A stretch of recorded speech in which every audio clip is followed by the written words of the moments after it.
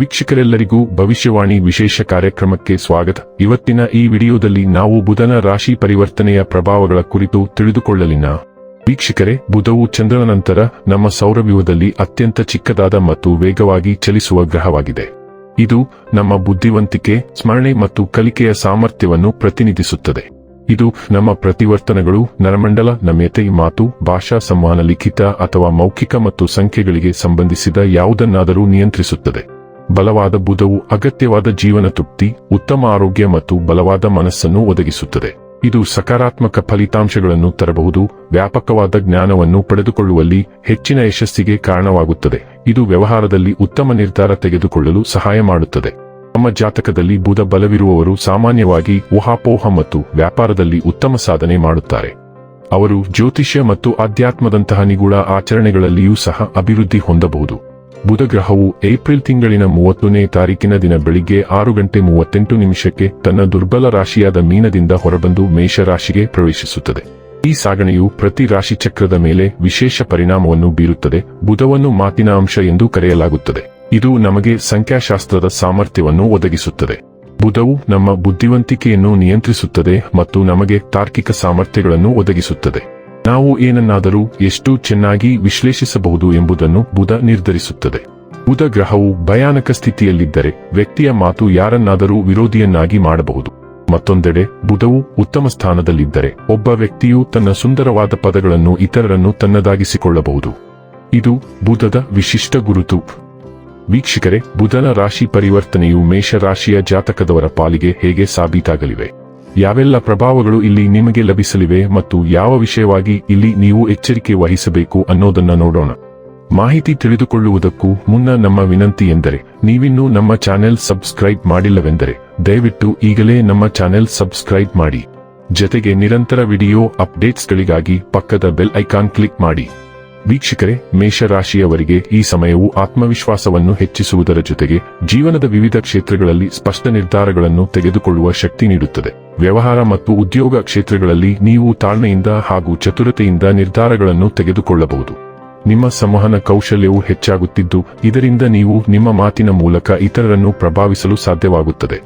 ಆದರೆ ಆರೋಗ್ಯದ ಕಡೆ ನಿರ್ಲಕ್ಷ್ಯ ತೋರಿಸಬಾರದು, ಏಕೆಂದರೆ ಸಣ್ಣ ಪುಟ್ಟ ಸಮಸ್ಯೆಗಳು ಕಾಣಿಸಿಕೊಳ್ಳುವ ಸಾಧ್ಯತೆ ಇದೆ.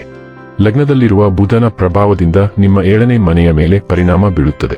ಇದರ ಪರಿಣಾಮವಾಗಿ ನಿಮ್ಮ ವೈವಾಹಿಕ ಜೀವನ ಅಥವಾ ಸಂಗಾತಿಯೊಂದಿಗೆ ಇರುವ ಸಂಬಂಧದಲ್ಲಿ ಸಂವಹನವು ಪ್ರಮುಖ ಪಾತ್ರ ವಹಿಸುತ್ತದೆ. ಈ ಅವಧಿಯಲ್ಲಿ ನೀವು ನಿಮ್ಮ ಸಂಬಂಧಗಳನ್ನು ಪುನರ್ ಪರಿಶೀಲಿಸಿ ಅವುಗಳನ್ನು ಮತ್ತಷ್ಟು ಬಲಪಡಿಸಲು ಪ್ರಯತ್ನಿಸುವಿರಿ. ಮೇಷ ಲಗ್ನದ ಸ್ಥಳೀಯರಿಗೆ ಬುಧವು ನಿಮ್ಮ 3ನೇ ಅಧಿಪತಿ ಮತ್ತು 6ನೇ ಅಧಿಪತಿಯಾಗುತ್ತಾನೆ. ಆದ್ದರಿಂದ ಇದು ಶೌರ್ಯ, ಧೈರ್ಯ, ಬದಲಾವಣೆ, ಕಿರಿಯ ಸಹೋದರ ಮನೆಯನ್ನು ಆಳುತ್ತದೆ. ಇದು ನಾವು 3ನೇ ಮನೆಯಿಂದ ನೋಡುವ ಪ್ರಯತ್ನಗಳ ಮನೆಯನ್ನು ಆಳುತ್ತದೆ. ನಿಮ್ಮ ಸಂವಹನ ಕಲಿಕೆ 3ನೇ ಮನೆ ಉಪಾಚಾಯ ಮನೆಗಳಲ್ಲಿ ಒಂದಾಗಿದೆ. ಆದ್ದರಿಂದ ನಾವು ಈ ಮನೆಯಿಂದ ಬೆಳವಣಿಗೆಯನ್ನು ನೋಡುತ್ತೇವೆ. ಬುಧವು 6ನೇ ಮನೆಯನ್ನು ಸಹ ಆಳುತ್ತದೆ.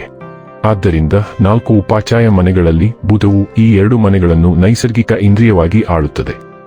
ಆದ್ದರಿಂದ ಬುಧವು ನಿಮ್ಮ ಬೆಳವಣಿಗೆಯಲ್ಲಿ ಬಹಳ ಮುಖ್ಯವಾದ ಪಾತ್ರವನ್ನು ವಹಿಸುತ್ತದೆ. ಮತ್ತು 6ನೇ ಮನೆಯ ಅಧಿಪತಿಯೊಂದಿಗೆ ಅದು ನಿಮ್ಮ ಸಾಲಗಳು, ರೋಗಗಳು, ದೈನಂದಿನ ದಿನಚರಿ, ನೀವು ದಿನನಿತ್ಯ ಮಾಡುವ ಕೆಲಸಗಳು, ನೀವು ಹೊಂದಿರುವ ಯಾವುದೇ ಸಾಲಗಳು ಮತ್ತು ಸಾಮಾನ್ಯವಾಗಿ ಆರೋಗ್ಯ ಮತ್ತು ಯೋಗಕ್ಷೇಮದ ಮೇಲಿನ ನಿಮ್ಮ ಗಮನವನ್ನು ಸಹ ನಿಯಂತ್ರಿಸುತ್ತದೆ. ಬುಧವು ನಿಮ್ಮ ಲಗ್ನಾಧಿಪತಿ ಮಂಗಳನೊಂದಿಗೆ ಹೆಚ್ಚು ಸೌಹಾರ್ದಯುತ ಸಂಬಂಧವನ್ನು ಹಂಚಿಕೊಳ್ಳುವುದಿಲ್ಲ. ಆದ್ದರಿಂದ ಕ್ರಿಯಾತ್ಮಕ ದೃಷ್ಟಿಕೋನದಿಂದ ಇದು ನಿಮ್ಮ ವಿಷಯದಲ್ಲಿ ಪ್ರಬಲವಾದ ದೋಷಕಾರಿಯಾಗಿದೆ. ಬುಧವು ನಿಮ್ಮ ಲಗ್ನಕ್ಕೆ ಪ್ರವೇಶಿಸುತ್ತಿದೆ, ಅದು ಇಲ್ಲಿ ದಿಕ್ಕಿನ ಬಲವನ್ನು ಪಡೆಯುತ್ತದೆ. ಆದ್ದರಿಂದ ಬುಧನದ ಸಕಾರಾತ್ಮಕ ಪರಿಣಾಮಗಳಿಂದ ನೀವು ಆಶೀರ್ವದಿಸಲ್ಪಡುತ್ತೀರಿ.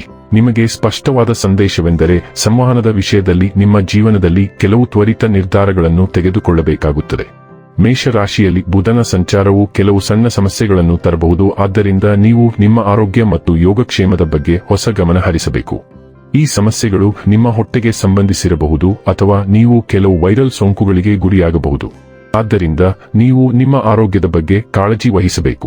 ಬುಧನು ನಿಮ್ಮ 7ನೇ ಮನೆಯ ಮೇಲೆ ದೃಷ್ಟಿ ನೆಟ್ಟಿರುವುದರಿಂದ ಬುಧನು ನಿಮ್ಮ ಸಂಬಂಧದಲ್ಲಿ ಸಂವಹನವನ್ನು ಬಯಸುತ್ತಾನೆ ಎಂದು ತೋರಿಸುತ್ತದೆ. ನಿಮ್ಮ ಮತ್ತು ನಿಮ್ಮ ಸಂಗಾತಿಯ ವಿಷಯಕ್ಕೆ ಬಂದಾಗ ನೀವು ಕೆಲವು ತ್ವರಿತ ನಿರ್ಧಾರಗಳನ್ನು ತೆಗೆದುಕೊಳ್ಳಬೇಕೆಂದು ಅದು ಬಯಸುತ್ತದೆ. ಇನ್ನು ಕೊನೆಯದಾಗಿ ಈ ದಿನ ಮಾಡಿಕೊಳ್ಳಬೇಕಾದ ಉಪಾಯಗಳ ಕುರಿತು ನೋಡುವುದಾದರೆ, ಬುಧ ಗ್ರಹದ ಬೀಜ ಮಂತ್ರವನ್ನು ಪ್ರತಿದಿನ ಪಠಿಸಿ. ವೀಕ್ಷಕರೇ, ಇದಾಗಿತ್ತು ಮೇಷರಾಶಿಯ ಜಾತಕದವರ ಬುಧನ ರಾಶಿ ಪರಿವರ್ತನೆಯ ಫಲದ ಮಾಹಿತಿ ಇಷ್ಟವಾದರೆ ವಿಡಿಯೋವನ್ನು ಲೈಕ್ ಮತ್ತು ಶೇರ್ ಮಾಡಿ.